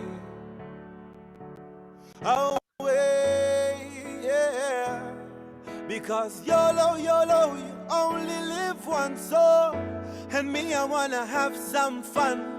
Punja mifupa kama meno iko.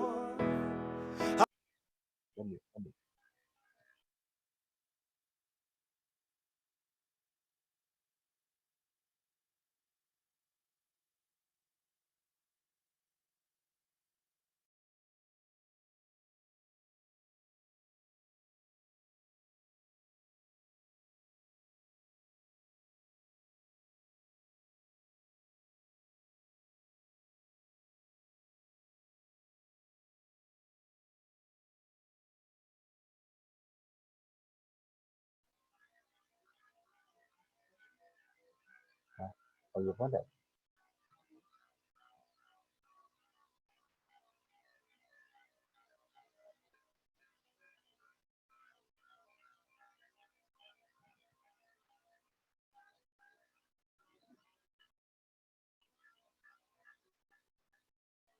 Yvonne? Yes, Dr. Clement. We are still on. Are we still on? Hello? Are we still on? Yes, you are still on. I saw Gabriel was sharing music. I was waiting for questions for you, but it seems there's none coming. It seems like nobody's asking me any questions. Yes. So I think they are tired. Really? It Could seems be. like they're tired, you know. Yeah, I think they're tired, but anyway, I mean, you know, I don't know. I mean, how many do we have still left on there? How many are still on? We have 14 people. Well, they're still on. Okay. So Yes.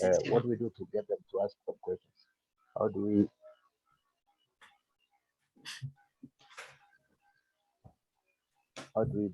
motivate? How do we get volunteers to ask questions? It's okay. I think we have agreed. We're going to share the questions with everybody and also with the focal points. And then we're going to follow up from there. Okay. Yes. That's better. Yeah. That's more practical.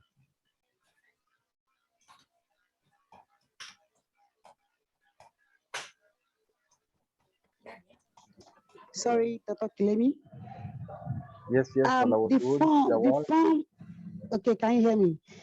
You know, we're talking about the continuity of the program, about face-to-face and things like that, but it's not reflecting in the form. So how do we come up with that? Well, as in, how do you want it virtual or face-to-face? It's not reflecting in the form that we fill in the survey form. So there be an update through email or what? Oh, Yvonne, do you want to respond to that?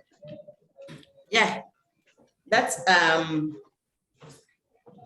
there is a part where it has what you'd like us to focus on. You can include your answer there, whether it's one physical or it should have been in the form. My apologies. I think it was there in the last one. Just indicate you'd like a physical meeting.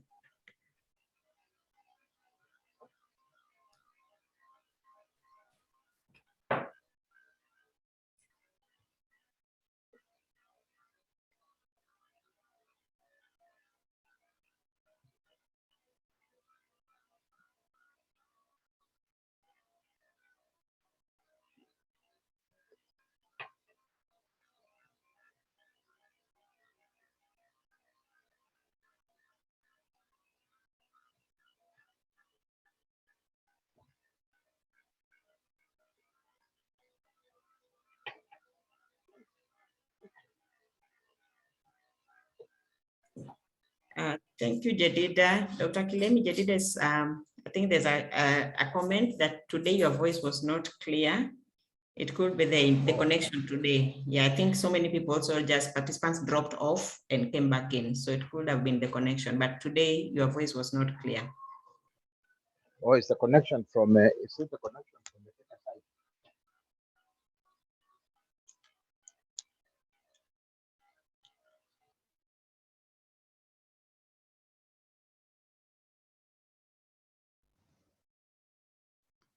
Is it the connection for just me or for everybody? For everybody else?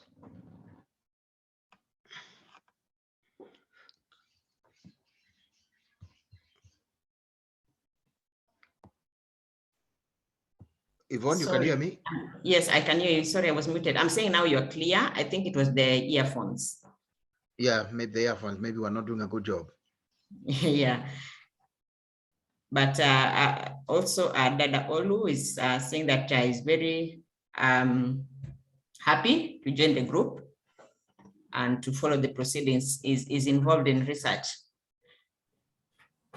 Dada Olu, please feel free to ask any question that you may have for Dr. Kilemi. And also, I hope you have indicated that you'd like to join the community of practice. We'd really like to walk this journey together.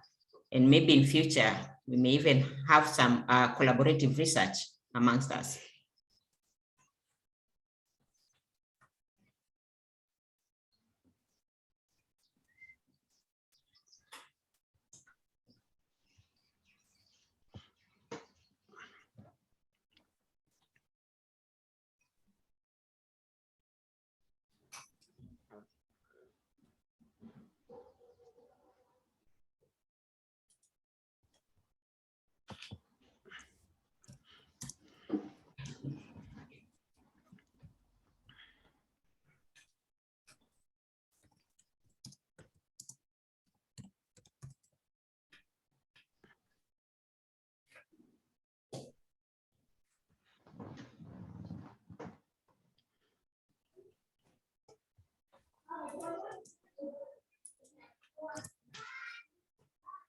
So thank you everyone for coming today.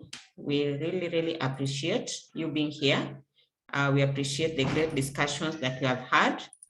And I do believe that we have taken away some lessons, and it will be good to also just see how this can be applied in our own countries.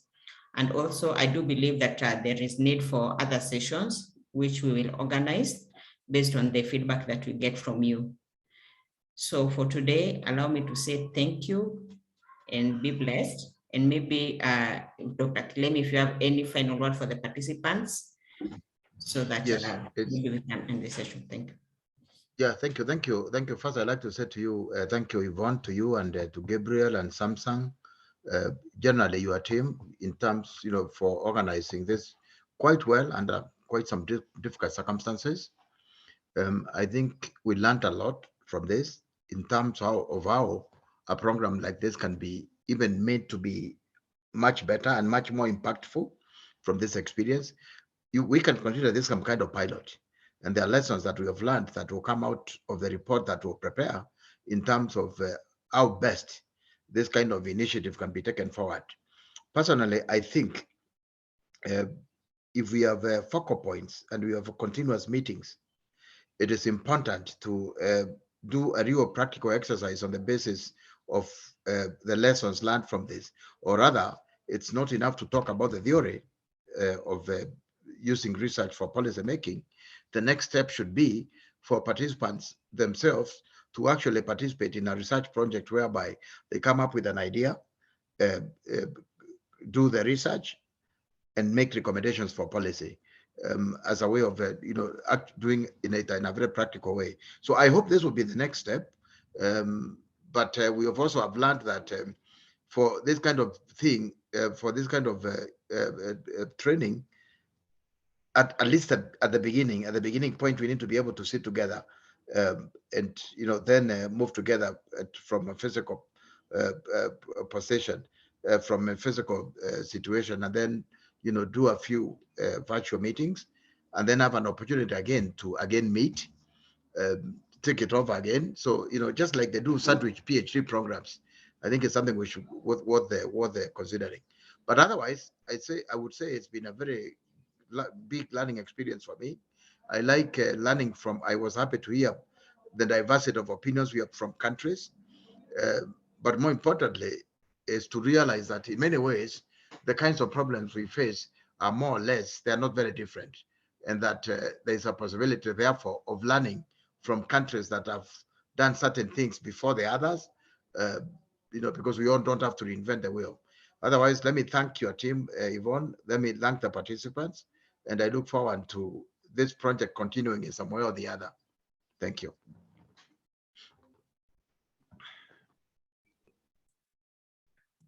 Thank you so much, Dr. Kilemi, and thank you, everyone. Kindly, Gabriel is going to put for us some nice music. We can enjoy the music, and you can leave at your own pleasure. It was really a pleasure having a meeting. Thank you, Yvonne. Thank you, everyone. Thank you so much. Thank you, Lola. Thank you, Bon. Thank you, Dr. Kilini. Hola, Lawal, many thanks. Hola, Sowul. One day we'll meet in Nigeria. Yeah, we'll meet in Nigeria, definitely. Thank you, Asia, Asia. Mwanga, Tanzania. Thank you. Thank you. Okay, are you a Tanzanian? Thank you, Otijo. Thank Wow, you. I'm Kenyan. wonderful. We You're have Kenyan, all right. Dr. Dada Shonibare Shoni. there from Nigeria, especially on inclusive. Yes. Yeah, Dr. Shonibare is a specialist in inclusive and special need education. Yeah. Thank you so much. Thank you. No, Gabriel, you didn't give us any music. That's why we're not leaving. All right, all right. Oh, so Gabriel is the DJ. You're the DJ.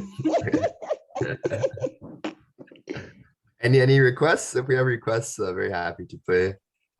Some nice Ethiopian music. There's okay. At least I'm able to learn that Mechanica is a Malawian, an hip hop artist. That's a good one, you know.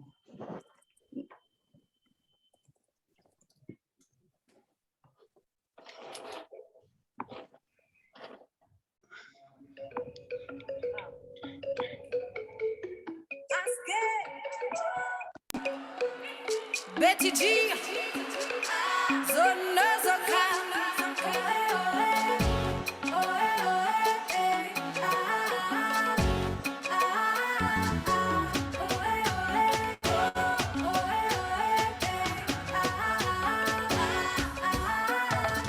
Inigala Kataras, Kamidosa Koshambi Charas, Atenadanga Odas, Abashinago Talala Jimas.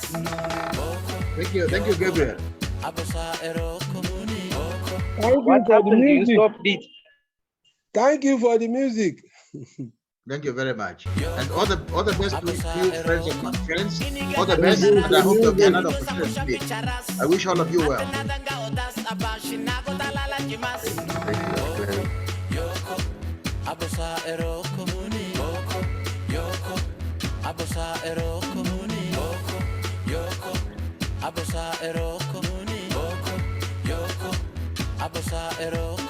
Tani ne yo neni tau jote, la uni diki nuni do set yo de. Maneta la si kwa taga, neuza na tau kese da hega. Maneta la si kwa taga, neuza na tau kese da hega. Tai shile tako, koza na neko, tai shile tako, koza na neko.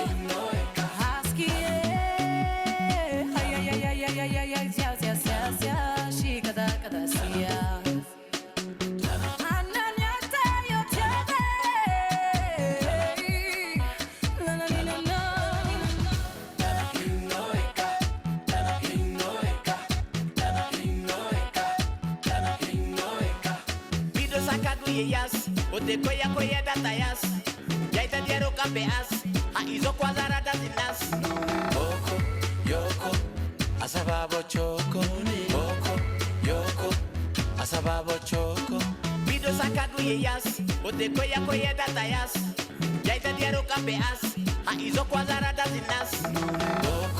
Yoko, asababo choco, Yoko, asababo choco, Yoko, asababo choco, Yoko, asababo choco.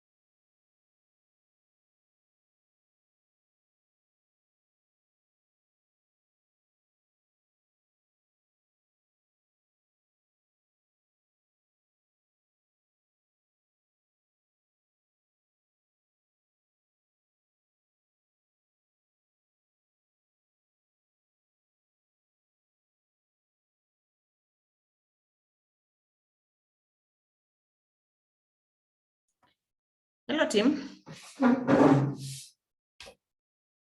Hello. Everyone. Hi. Sorry, I had to remove people. It seems they're not willing to leave. They felt very at home here. Yeah. I don't know. I wish I had access to the. Do you have access to the survey? Have they taken the survey? I do not have access to the survey. Okay. Let me check. Maybe if Hundessa or Brizawi created using the kicksafrica19@gmail account, then we may have access. Otherwise, we would have to wait to hear back from them. Let me quickly check. Kindly check. It will be good to know. First of all, if they are opting into the community of practice and also the dates, so that we can also discuss with Dr. Kilemi possible dates for follow-up mentorship with them. Sorry, I just guys. checked and it's not been I shared. had left. I had left. I thought you had left. Oh, no, we are here.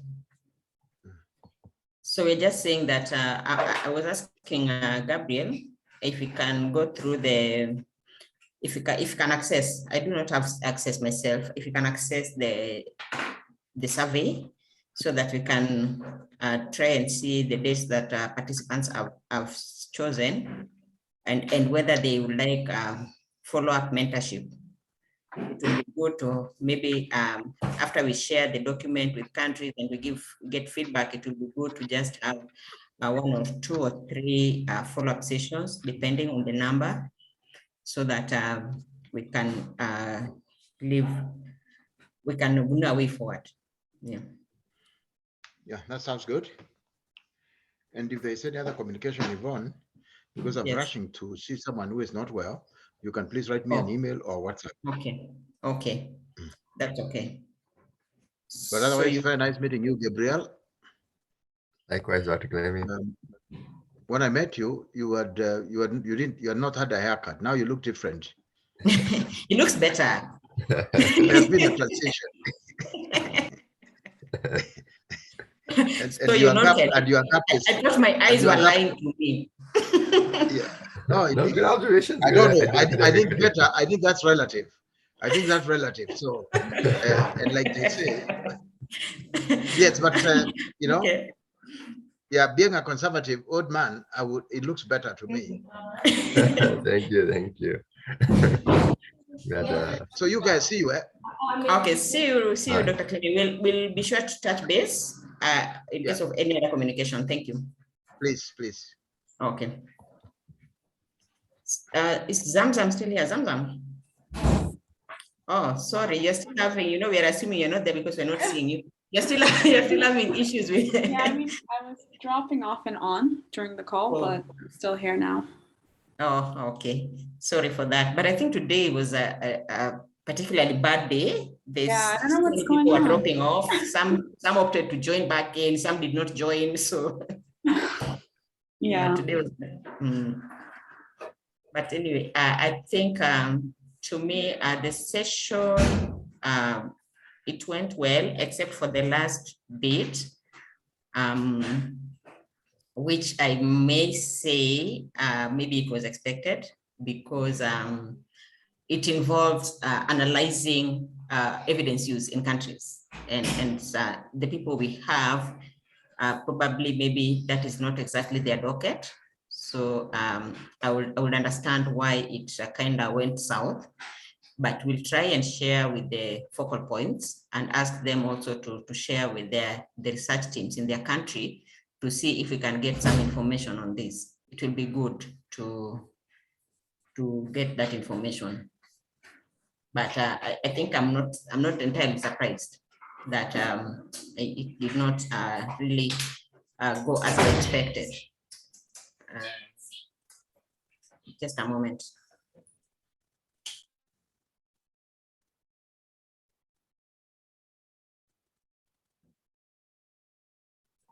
Sorry for that, parental discipline time. Anyway, yeah, so that was my feeling, that the session went well, except the last bit, it did not go as expected. But again, maybe I might have expected too much. So I don't know, maybe you can also just give your feedback. I think generally speaking, I agree that perhaps the flow of this session was less streamlined than the first or second session. And additionally, in terms of contribution or participation, I felt that there was less this time around. The one thing I did appreciate about this, and also like the last session, was the contributions from country partners that we haven't heard that much from in other community practices or learning series, in particular Eritrea and Nigeria. I feel like we haven't gotten too much involvement from them in the past, so it was nice to hear their voices and engagement. Particularly, I was surprised at the level of engagement that participants from Nigeria were giving, and that's something I guess to look forward to in the future as well. In terms of the last part, yeah, that was a difficult one, and I guess also just generally in terms of attendance, we had around the beginning we only had like 20 participants, I think, when we started up, which is different than the 40 or like we actually had less than 20. Yeah, which is unusual. So I wonder what else was going on and what was different this time than than how we've communicated this event happening from the past. But yeah, I think overall it went well. No, I think that could also have been contributed by the delay in starting. I think I saw several people joining and then they dropped off. So when we were starting and I'm looking for these people who were joining at the beginning, they were nowhere. So I think, again, I don't know how we will manage that, but again, you don't want to start with 5 people and but when the rest have not come, but then when we're waiting for the rest, now these 5 people drop off. So that's a challenge. Yeah, I don't know whether it's fatigue. Sometimes I wonder if it is fatigue because I don't know if you remember the IE event that we hosted, the same thing, like the 3rd time that we did the last event, there was less interest, less participants, like you were pulling conversation out of people, versus I feel like day 1 and day 2 of the events you've hosted, there were so many interests and like we were even running out of time, right? So I don't know. I don't know if like sometimes I wonder if 1 to 2 days isn't more than enough than it being dragged out, even though there's a lot of information to be said.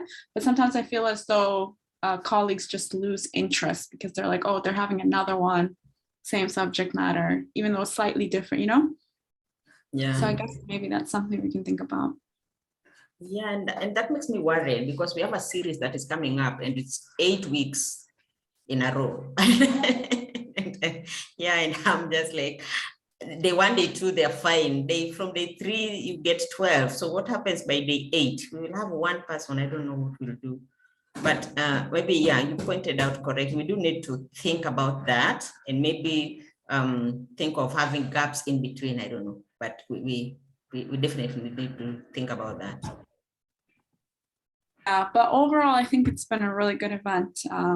Yeah, so I don't know. That's what I'm just seeing from the events that we've hosted as well. So it's like this lack of interest, not lack of interest, but you lose people when you start pulling it into days.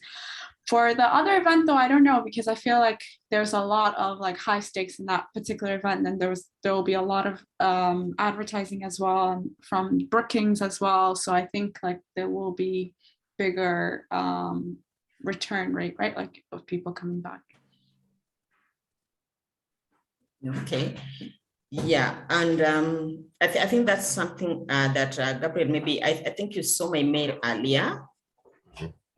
Yeah, we got feedback from Joy, and she was having a meeting with the GP, I think, and even Abiana had a meeting with the GP. There were several people that had a meeting with GP, and what came out of that meeting is that the GP, they feel like we're not publicizing enough. We're not making enough noise. And they're saying that we need to make these events like we call them what? High level events. And that needs to come out in our publicity or the communication that we're doing to the public. So we need to make that clear that we need to make them high level and we need to give time. I think the major thing that came out, and if you have seen, we actually had to push. She said we have to push that event, that it can not happen next week, that is not enough time. And so we had to push to start in June. But so between now and June, we need to keep sending the invitation, to keep sending the flyers and just keep communicating about this event on Facebook, on Twitter, on our UNESCO website, and anywhere else that we can make noise, and WhatsApp and everywhere. So I think that's something that maybe we need to really look into going forward. And that also goes to Zamzam's event that is coming, the UNICEF event that is coming up on 25th, because that one we have not pushed. Zamzam, I'm assuming it is still on 25th. Yeah, it's still on 25th. I'm actually sending the information today. We're having a bit of backstop. So what we are just deciding to do is go ahead with Malawi because we have already the confirmed people. Botswana, if they confirm or not confirm, like there's a lot of back and forth and this is causing delay. So what we're gonna do is have one country presentation then think about an activity perhaps if we can't get a second country. So sorry about that delay, but I will be sending Gabriel the concept notes and the flyer so that we can share it out today. And you're in US time, so your day is just starting, I think. Yeah, that's a long day.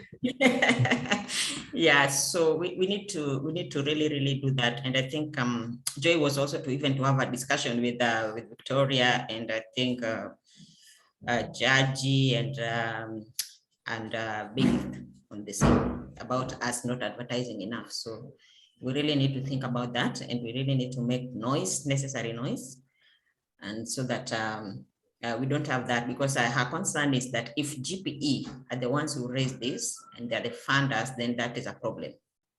So sometimes it's good to get feedback and to listen. So I think that's all from my end. And I really want to appreciate you two for stepping up and just being there during this session. Otherwise, I would have been left with it alone. I really appreciate your participation, your contribution, and everything. And of course, Zamzam, you said you are going to put us in that in the agenda. Please, we will revenge. All right. Thank you. Thank you so much, Yvonne. They say, you know, teamwork makes the dream work. So thank you for all your leadership and your vision in making this happen. Thank you. Thank you, everyone. You have a lovely evening. And day. Thank you, everyone. Bye-bye. Bye-bye.